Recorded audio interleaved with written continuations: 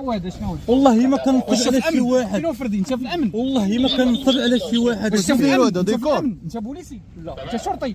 وعلاش دير هذا؟ والله ما كنصب على شي واحد.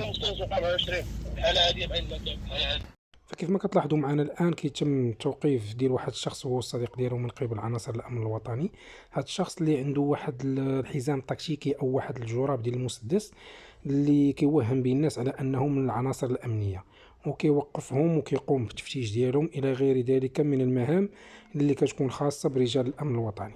فملي استفسروا على هذا الحزام التكتيكي خبرهم بانه دايروا غير ديكور، فتبعوا معايا الى اخر الفيديو. اللي جاب الصور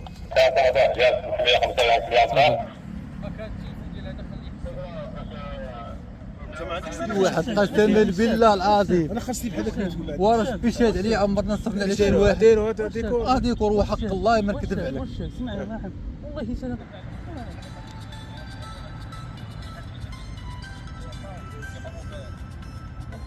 العنوان ديالك